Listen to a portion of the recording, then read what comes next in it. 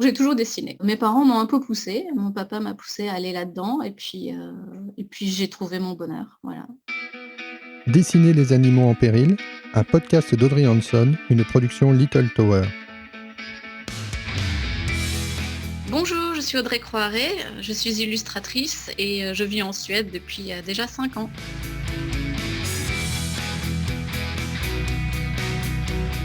Alors moi j'ai grandi à Pau, c'est dans les Pyrénées-Atlantiques, bon, à côté de Pau, hein, pas à Pau-Centre. J'ai fait mon lycée à Bordeaux, j'ai fait un bac art appliqué, donc très vite je suis partie de Pau, et très vite je suis allée vers le dessin. Après Bordeaux, le lycée à Bordeaux, j'ai fait l'EMCA à Angoulême, c'est École des métiers du cinéma d'animation, puis les Gobelins à Paris en animation 3D. Et après, les aléas de la vie m'ont amené à rester à Paris pendant longtemps, aller vers le web design, le flash, le dev. En fait, ça fait très très longtemps qu'on voulait quitter Paris, qu'on voulait retourner à une petite ville, ralentir. Puis on a eu la possibilité d'aller en Scandinavie. Donc on l'a prise parce que ça faisait très longtemps qu'on s'intéressait à la Scandinavie. On s'est demandé si ça allait nous tenter. Puis ça fait 5 ans. Moi je m'étais dit, oh, je vais peut-être pas y arriver. Donc ça fait 5 ans qu'on est là. Votre atterrissage est imminent. Veuillez attacher et ajuster votre ceinture de sécurité. Veuillez redresser le dossier de votre fauteuil. Branchez votre tablette, votre repose-pied, débranchez tout câble de la prise. Nous, on est à Malmö, donc on a Copenhague en face. C'est sympa. On a la grande ville et la petite ville et la mer du Nord. La Baltique n'est pas loin non plus, donc c'est chouette. C'est agréable comme vie, hein, parce que des fois je récupère les filles quand il fait beau. Hein. Quand je récupère les filles, on va à la mer après l'école, donc c'est d'un coup de vélo. C'est pas Paris. À Paris, on n'aurait pas pu faire ça, j'avoue. On s'est dit aussi, on veut quitter Paris à cause des enfants, parce que c'est quand même très très rapide comme ville. On n'a pas le temps de se poser. C'est pas une vie propre à la parentalité, je trouve. Donc on a bougé ici, et aussi pour les questions d'éducation, hein, des enfants en Scandinavie, c'est pas la même perception. L'enfant n'a pas le même statut en Suède. Il a un statut presque pas à l'égal de l'adulte, mais un peu plus quand même. Donc je trouve que c'est bien en termes d'éducation.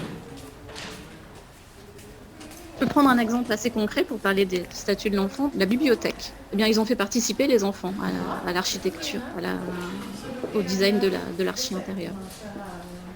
Quand on a des rendez-vous avec les professeurs, on parle beaucoup du développement personnel de l'enfant. C'est pas forcément que les réussites en mathématiques, dans la langue. Et ils parlent beaucoup de la motricité, de l'enfant. Ma fille est assez timide, et ben, dans sa capacité à mieux s'exprimer, à dire non quand d'autres enfants l'embêtent trop. Voilà. Ils intègrent aussi les concepts qui peuvent être développés par la neuroscience. Et ils le font beaucoup en Finlande. Et en Finlande, typiquement, il y a des écoles où ils sont pas plus de 10 par classe. Ici, c'est une vingtaine, voire 30 hein, quand même. Et ils font par exemple des activités sportives et en même temps des mathématiques. Donc tu dois rattraper un ballon et dire le résultat d'une addition, d'une soustraction, d'une division. On s'est rendu compte qu'au niveau du cerveau, tu apprends très bien en faisant du sport. Et donc ils mettent ça en Finlande. En Finlande, ils ont de l'argent. Enfin, ils l'utilisent bien. Et du coup, ils font des expériences comme ça. Donc, c'est intéressant. J'arrive en Suède avec déjà un petit projet en tête. Moi, j'étais arrêtée tôt pendant ma grossesse et donc j'avais dessiné comme ça des petites toiles pour décorer l'espace chambre dans notre chambre de notre fille. Arrivée ici, j'avais envie de continuer ce projet. J'ai embarqué Cécile Gobli dedans. C'était pas très concret la façon d'y arriver et ça a été très très lent parce que voilà, l'enfant, tu le mets pas avant 14 mois, voire 18 mois à l'école. Tu restes quand même un an et demi avec l'enfant en bas âge à la maison.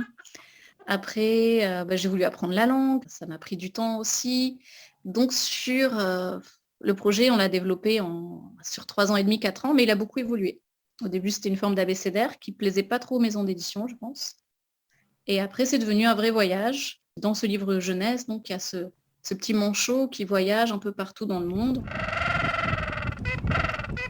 Marius, il rencontre dans son voyage beaucoup d'animaux, eux-mêmes en danger ou presque menacés. On avait la volonté de casser des imaginaires négatifs sur les requins, sur les vautours, sur les serpents, et un petit peu inverser les imaginaires. Alors, on a le koala, par exemple, comme personnage. Le koala, c'est très mignon et tout, puis en fait, il est exécrable dans le livre.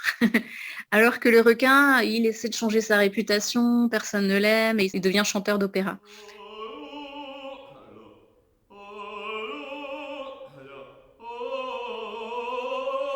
Il a essayé de limer ses dents au début, mais finalement, ça coûtait trop cher, il n'a pas fait. C'est vrai que je m'étais beaucoup centrée sur le requin parce que c'est très grave ce qui se passe au niveau des requins. On en massacre entre eux, c'est 50 et 250 millions par an. Un des premiers que j'ai dessiné, ça a été Marius, et après il y a eu Vinciane. C'est une vipère insomniaque qui peut pas dormir parce que les humains font plein de bruit autour d'elle. Elle est un peu désespérée. Et son ami Luther le loup vient l'aider. Alors Luther est un collectionneur des objets fétiches des moutons. Alors il a un mouton péteur, il a un bonnet en mouton, il apprend à faire du tricot, mais il les mange pas. Il mange pas les moutons. Et il aide Vinciane, par exemple, à s'endormir en lui faisant compter les moutons. Donc ça, c'est deux personnages que j'aime bien parce qu'ils sont très liés. Et Dauphin, il veut essayer d'apprendre à faire peur. Alors, il essaie de se transformer en pirate. On a le Quetzal qui est sympa aussi. Le Quetzal, c'est un grand gourou. Il se prend pour le dieu maya, le Quetzalcoatl. Et il essaie de casser la timidité du petit iguane. Il essaie de ramener au fourmilier le sens de l'orientation. C'est assez sympa. Ça, c'est Cécile. Moi, j'ai dit des petits trucs. Et puis, Cécile, elle a construit des histoires géniales. Cécile, c'est elle qui a écrit les textes au sein du livre. Cécile, elle est aussi chanteuse, voix off, elle fait de la radio, fait des ateliers écriture là, avec Marius en support. Elle a fait des ateliers écriture récemment. Moi, j'envoyais des petits croquis à Cécile en disant tiens, le requin, il peut être comme ci, comme ça, ou le crocodile, tel ou tel caractère. Parce que c'est vrai que mes dessins sont souvent très narratifs. Après, avec ça, Cécile, elle a monté... on épingle tout le parcours de Marius. Les personnages, même s'ils ne se rencontrent pas tous toujours, ils ont entendu parler de l'un ou de l'autre. Donc, elle a créé toute une cohérence narrative. Moi, je pense que c'est un gros boulot. Ça m'a paru énorme. Donc, ça, c'est la partie écriture. La partie démarche pour trouver une maison d'édition, on a beaucoup galéré. On était un peu des extraterrestres qui débarquent de nulle part et avec un projet qui parle de biodiversité, d'animaux. Ça, on m'a fait ce retour d'animaux en danger, ça va angoisser les gens. Il faut parler du réel. Les gens veulent le réel aussi. Je pense que ça a fait défaut, ça, dans la littérature jeunesse. On ne voit pas beaucoup de diversité, on ne voit pas beaucoup d'enfants non blancs, on ne voit pas beaucoup de couples homosexuels. Enfin, on ne voit pas beaucoup de handicap non plus dans la littérature jeunesse. Donc, alors parler de biodiversité, c'était fou, je pense. Donc, on est passé par l'auto-édition avec une collecte de fonds via Ulule. C'est une plateforme de collecte de fonds pour des projets participatifs. Donc, il y a beaucoup d'auteurs, de petits auteurs qui s'en servent, même de petites maisons d'édition pour collecter un peu plus de fonds pour arriver à financer l'édition d'un livre, mais également des gens qui font des jeux de plateau. C'était très stressant. Alors, la collecte de fonds, tu sais, ils te disent chez Ulule de bien préparer tout ça 6 mois, 1 an avant. Donc, en effet, 1 an avant, j'ai commencé à essayer de créer une communauté sur Insta, sur Facebook. Je publiais un peu tous les jours des nouvelles de la biodiversité, des recherches graphiques, et ainsi de suite. Et après qu'on s'est senti prête, on s'est lancé dans la campagne Ulule et c'est très, très, très stressant, il faut le dire. Mais c'est super intéressant. Tu rencontres des gens, certes virtuellement, mais tu noues des liens, tu découvres beaucoup de choses. Et donc, mine de, on a fait 130%. On avait demandé 5 000 €, on a eu 6 500. Donc, on a pu imprimer 300 bouquins avec une couverture plus qualité, un papier plus qualité. La collecte, elle s'est finie en avril. On a réussi à livrer tous les gens avant septembre. Il est parti à La Réunion dans une école et normalement, un des profs l'a envoyé aussi en Turquie, envoyé en Bulgarie, au Canada, en Belgique.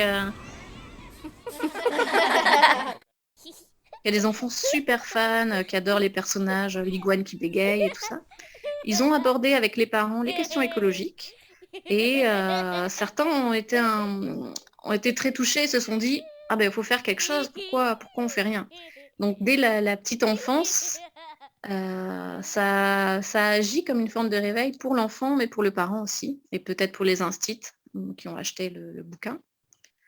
Ici, ma fille qui est à l'école maternelle parle déjà du réchauffement climatique.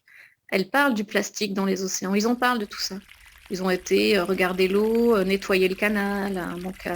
Mais de façon, les enfants ne sont pas déprimés après. Ils sont contents. Ils ont fait quelque chose de bien pour la nature. Et ils vivent dans le réel. C'est important quand même, je pense. La Suède est très investie au niveau de l'environnement. C'est pas pour rien qu'il y a Greta, la petite Greta vient de Suède, quoi. Du coup, je pense que ce serait vraiment plus pertinent maintenant de traduire en anglais et en suédois et de frapper aux maisons d'édition anglaises ou suédoises. Alors après Marius, avec Virginie Dorté, là, on a lancé une collecte Ulule pour un livre en partenariat avec Aves France. C'est l'histoire d'un ours qui s'appelle Barnabé, qui va essayer de s'échapper de sa condition d'ours de cirque. Aves France est une association engagée dans la protection des animaux en captivité, dans les cirques, de spectacles.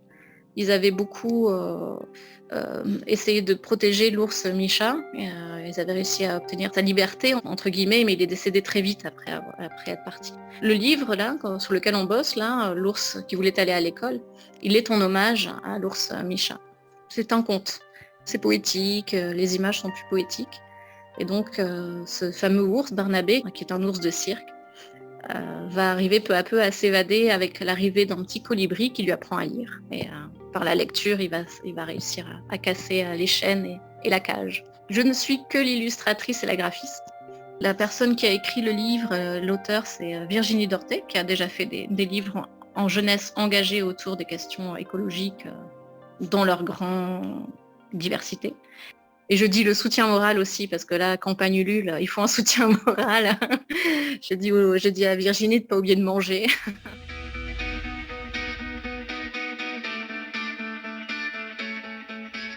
Depuis qu'on travaille sur ce livre-là, Barnabé, depuis qu'on a travaillé sur Marius, rencontré vraiment des gens formidables qui font plein de choses de façon éparse, à droite à gauche. Moi, je me dis comment connecter tout ce monde. Je vois partout des petites îles vraiment très intéressantes au niveau de l'éducatif et de l'écologie, de l'écologie dans sa grande diversité. Dans ces zones-là, je vois plein de trucs géniaux et puis personne ne se parle. Donc moi, ça sera peut-être mon grand futur projet, essayer que les gens se parlent, quoi.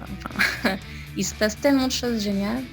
Donc dans un premier temps, on a réfléchi avec Cécile et une amie à elle qui a bossé dans le développement durable à peut-être créer un site pour connecter toutes ces petites initiatives, jeunesse, écologie, et après agrandir peut-être jeunesse, et toujours la jeunesse quand même, jeunesse et diversité, jeunesse et handicap, pourquoi pas, mais que toutes ces petites îles créatives se mettent à communiquer un peu plus. Ça serait chouette. Vous venez d'écouter Dessiner les animaux en péril, Audrey Croaret, illustratrice de France en Suède.